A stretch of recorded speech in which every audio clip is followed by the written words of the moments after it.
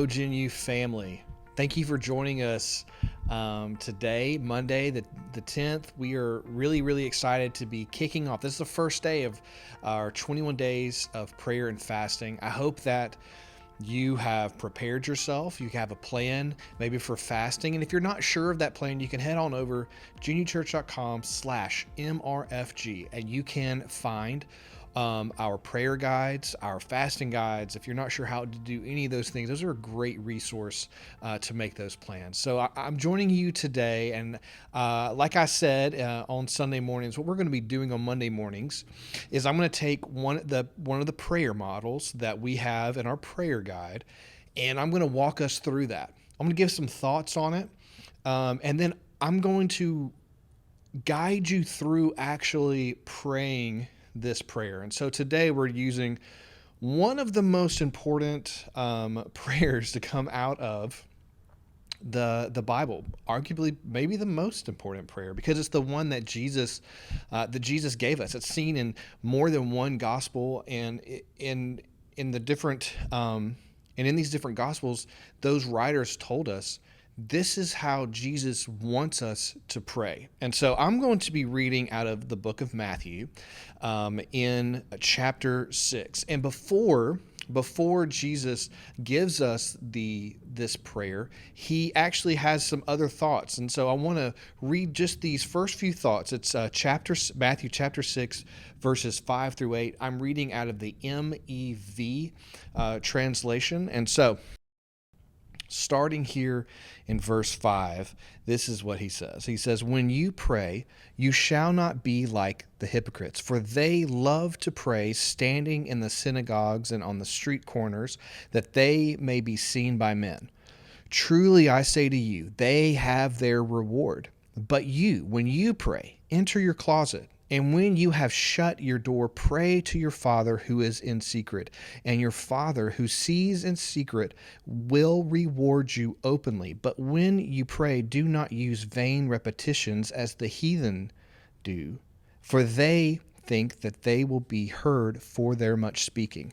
Do not be like them, for your Father knows what things you have need of before you ask him." That last verse, I think, is so key here. We don't have to plead with God.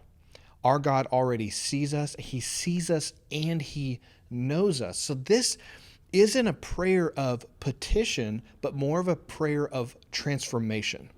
It's about not give me this, God, but it's about, God, change this world around me.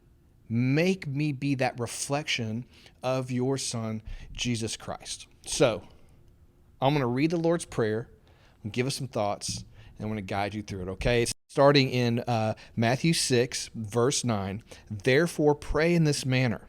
Our Father who is in heaven, hallowed be your name. Your kingdom come, your will be done on earth as it is in heaven.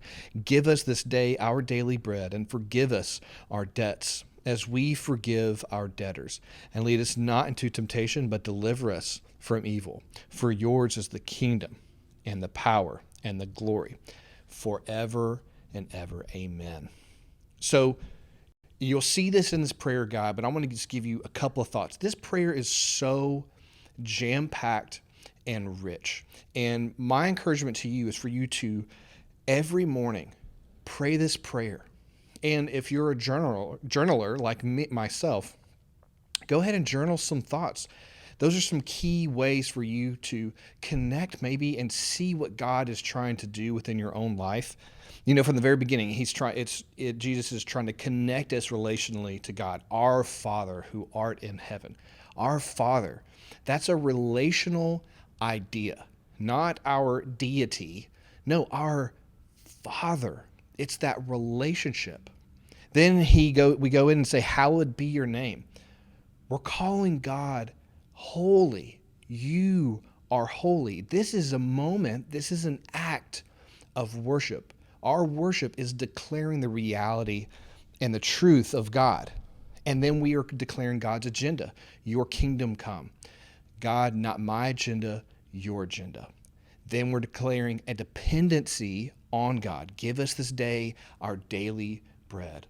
God, provide for me. We are dependent upon you to provide what we need.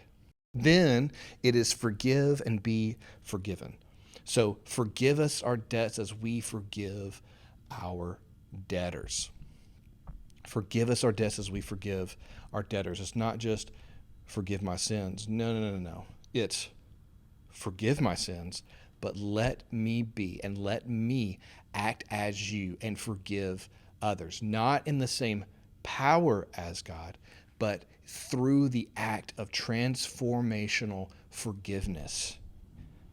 Then it's spiritual warfare. Do not lead us into temptation, but deliver us from evil. That is a spiritual warfare statement. It's saying, God, don't bring me to a place that I can't be, and I shouldn't be, but bring me to a place of freedom and wholeness. Deliver me from the sins that try to enter into my life.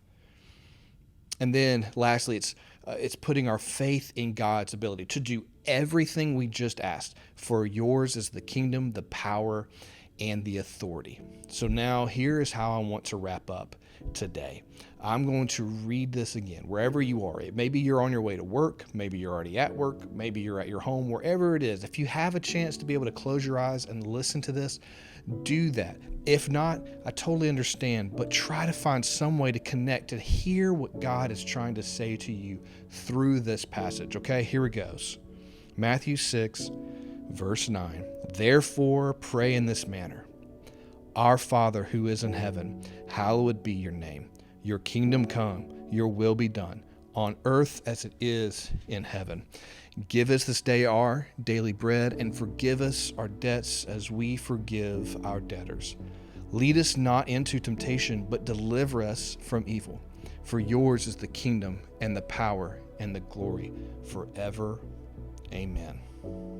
God, I pray for every single member of GenU, every single person that has set aside time, that has set aside food, that has set aside something in order to prioritize their relationship with you. I pray that you would honor it. I pray that as they pray this prayer, you would reveal something new to them. And ultimately, I ask that you transform us into the image of your Son. We love you, and we give you all of the glory for what you're doing in our lives. GenU, I love you. I'm so glad that you're entering into this journey with us. Throughout the week, if you have any other thoughts on this passage, comment on this video. Come back to this video if you need some refresher. If it's better to hear someone actually read this thing to you. We love you. We believe in you. We believe that as you make room for the God that makes room for you, you are going to be transformed in some powerful, powerful ways. God bless you guys.